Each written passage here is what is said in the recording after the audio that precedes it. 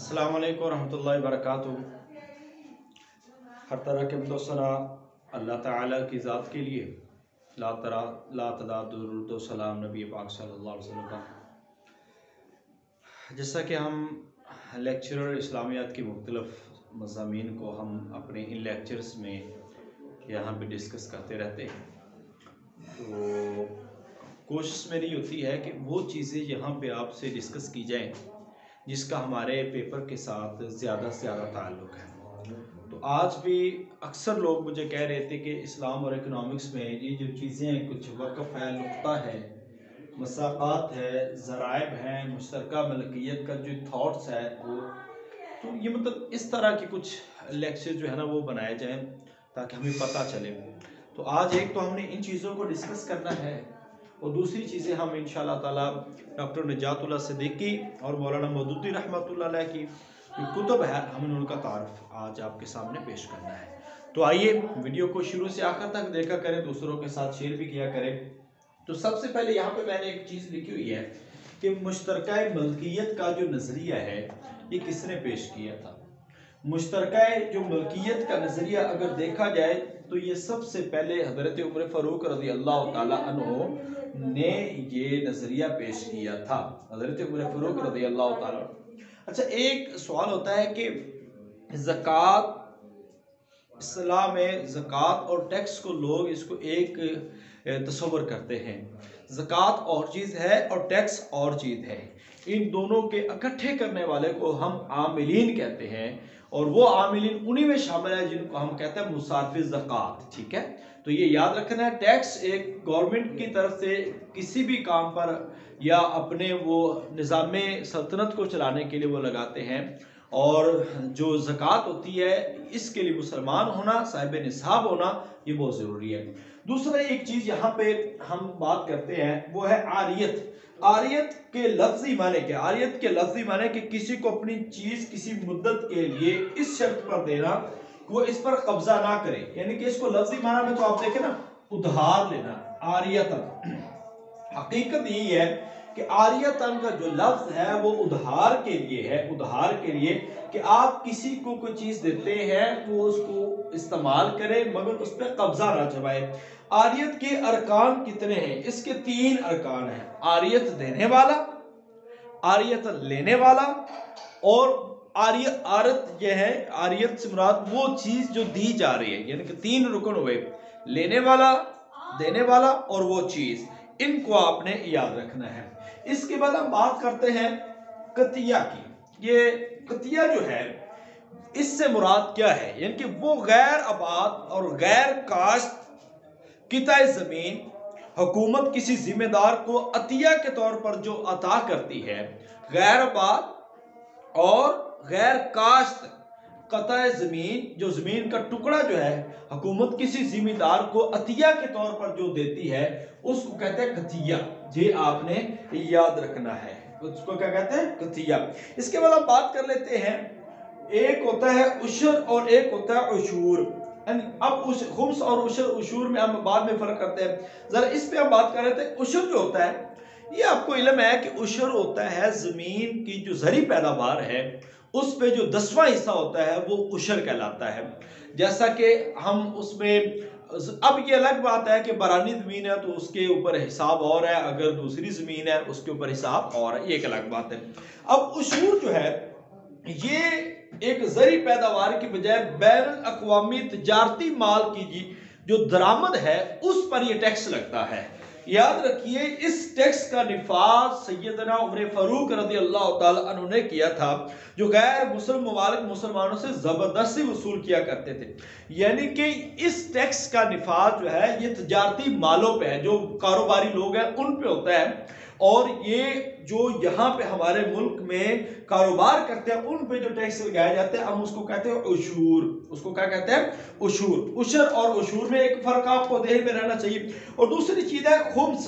खुम्स माले गनीमत और मादनियात की कानों और दीगर दफीनों से नफा हासिल करने से पहले पांचवा हिस्सा जिसको कहते हैं बैतुल माल में जमा कराया, यानी कि अल्लाह और उसके रसूल का होता है।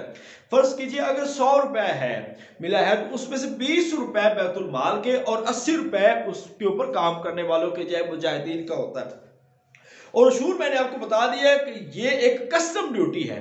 अब ये भी टर्म आ सकती है कि कस्टम ड्यूटी को या कस्टम ड्यूटी कौन सा टैक्स होती है, तो ये आपने बता देना है कि ये कौन सा टैक्स है, ये उशूर है, ये उशूर है।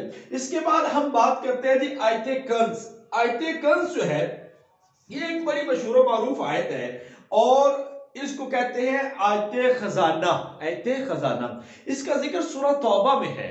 वहां पे अल्लाह ताला ने फरमाया वल्लदीन यकनिज़ून अज़-ज़हब मिनल फिद्दति वल खैल, जो सोने चांदी को जमा कर करके रखते हैं और उसमें से अल्लाह की राह में जो खर्च नहीं करते, ये उनके हवाले से है कि जो लोग अल्लाह ताला की राह में खर्च नहीं करते, माल को जमा कर करके रखते हैं, तो कल उनके माल को तपाया जाएगा, गर्म करके उन्हीं की पुश्तों को दागा जाएगा। तो ये आयते कंज बड़ी मशहूर मारूफ है, ये आपने जहन में रखनी है। इसके बाद हम बात कर लेते हैं थोड़ी सी, ये जो लफ्ज है एक वक्फ, खुम्स और उशूर भी मैंने आपको बता दिया, कितिया भी आपको बता दिया और इस तरह आरियत भी आपको बता दिया। अब हमने बात करनी है जरा लफ्ज है वक्फ। वक्फ क्या होता है? वक्फ से मुराद इंसान अपनी मलकीती जायदाद और मकबूजा माल को हमेशा हमेशा के लिए गैर मशरूत अंदाज में अपनी मलकियत से खारिज करके अल्लाह ताला की राह में दे दे। यानी कि ऐसी चीज जो आपकी प्रॉपर्टी है, आपने कोई शर्त लगाए बगैर अल्लाह की राह में उसको वक्फ कर दिया, तो इसको हम क्या कहेंगे? ये वक्फ कहलाता है। ये अल्लाह ताला की रजा के लिए जो माल आप करते हैं वो वक्फ कहलाता है। अच्छा, इसमें एक अब चीज है लुक्ता। ये जो लफ्ज लुक्ता, इसमें आप जरा देखें, लुक्ता से मुराद वो माल है जिसका मालिक ना मिल सके, खा माल रस्ते पर गिरा पड़ा हो, खा वो ऐसा हो कि इसका मालिक ना मालूम हो, यानी कि ऐसी कोई भी चीज जिसका मालिक कोई ना हो, उसको हम कहते हैं लुक्ता। तो ये लुक्ता जो माल है ये भी गवर्नमेंट की प्रॉपर्टी होती है और उसके पहले तो उसका मालिक तलाश किया जाएगा, अगर मालिक नहीं मिलता तो वो बैतुल माल में उसको जमा किया जाएगा। तो इसके बाद ये लफ्ज आता है मुसाकात। ये जो मुसाकात है ये असल में एक शिरकत कारोबार है, यानी कि जिसमें बाग या दरख्त एक फरीक का होता है। यानी कि जैसे आप मुजारत करते हैं, बाग या दरख्त एक फरीक का होता है और दूसरा फरीक उस पर मेहनत करता है। अब वो जो मेहनत करेगा फिर उसमें से उनका जो हिस्सा आएगा वो तयशुदा आपस में वो तकसीम कर लेते हैं, तो इसको मुसाकात कहते हैं। मुसाकात असल में लफ्जी माना होता है पानी देना, आपाशी करना। तो आपाशी से मुराद ये है कि एक बंदे का दरख्त है और दूसरा उसकी देखभाल करता है, तो इस लिहाज से ये मुसाकात ये भी इस्लाम के अंदर मौजूद है। इसके बाद एक लफ्ज आता है ज़राइब। अक्सर लोग इसके बारे में पूछते हैं कि ज़राइब क्या है।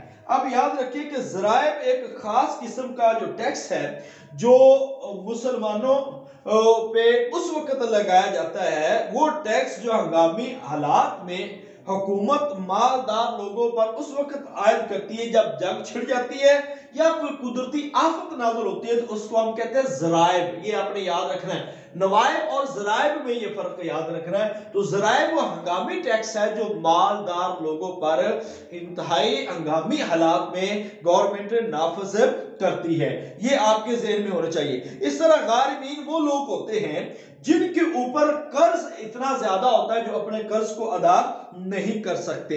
इसके बाद एक चीज है खराज। खराज क्या है? असल में ना ये सारे के सारे जो हम मईशत के पहलू हैं जो सैयदना उमर फारूक रज़ी अल्लाह ताला के दौर में मुसलमानों के बैतुल माल के आमदन के ज़राए थे, ये उनमें शामिल है। अब खराज किराया का नाम है जो इस्लामी रियासत अपनी ममलूका ज़मीन पर गैर मुस्लिम अरकान में से वसूल करती है। यानी कि जो मुसलमानों की ज़मीन होती है उसमें गैर मुस्लिम जो आबाद होते हैं तो उनसे एक किराया लिया जाता है। इस्लामी रियासत अपनी ममलूका ज़मीन पर गैर मुस्लिम अरकान ज़मीन के ऊपर जो किराया लेती है उसको हम क्या कहते हैं? खराज। तो ये वो वाली चीजें हैं जो हर एक को लाजमी तौर पर याद होनी चाहिए और इनके बारे में आपको पता होना चाहिए। खुम्स भी बता दिया, खराज भी बता दिया, ज़राए भी बता दिए, मुसाकात, नुक्ता, वक़्फ़, मुश्तरका मिल्कियत, आरियत का लफ्ज़, कतिया, खुम्स, उशर और आयत कंज। अब इसके बाद थोड़ी सी कुछ किताबें हैं वो मैं आपको ज़रा बता देता हूँ कि शाह वलीउल्लाह रहमतुल्लाह अलैह की एक किताब हुज्जतुल्लाह अल बालिगा, मौलाना मौदूदी रहमतुल्लाह अलैह की है इस्लाम और जदीद मुआशी नजरियात, और इस तरह इस्लाम का इक्तिसादी निज़ाम, इस्लाम का निज़ाम तकाफुल इज्तिमाई, ये मौलाना मौदूदी रहमतुल्लाह अलैह, यानी कि इस्लाम का जदीद मुआशी नजरियात, ये मौदूदी रहमतुल्लाह अलैह, इस्लाम का इक्तिसादी निज़ाम मौलाना हाफिज़ुर रहमान सोहरदी रहमतुल्लाह अलैह, इस्लाम का निज़ाम तकाफुल इज्तिमाई डॉक्टर नूर मोहम्मद गफ्फारी, ये आप तस्दीक कर लें, ये इनके मुसन्निफीन है। ये किताबें 12 पूछी गई हैं, तो कम से कम आपको इन किताबों का पता होना चाहिए। इसके बाद हम डॉक्टर निजातुल्लाह सिद्दीकी की 4 किताबों का हम जिक्र कर लेते हैं। इस्लाम का नजरिया मलकियत डॉक्टर निजातुल्लाह सिद्दीकी, इंश्योरेंस यानी बीमा जिंदगी, ये भी डॉक्टर इंश्योरेंस, ये भी इसी की किताब है। शराकत वजारबत के शरई उसूल, ये भी डॉक्टर निजातुल्लाह सिद्दीकी की किताब है। बिला सूद बैंककारी, ये भी डॉक्टर निजातुल्लाह सिद्दीकी की किताब है। तो आपको इन किताबों का भी पता होना चाहिए। एक किताब जो 12 पूछी गई है इसके बारे में आपको बताओ, इस्लाम और मुआशी तहफ़्फ़ुज़, ये डॉक्टर यूसुफ करज़ावी रहमतुल्लाह अलैह की किताब है, डॉक्टर यूसुफ करज़ावी रहमतुल्लाह अलैह।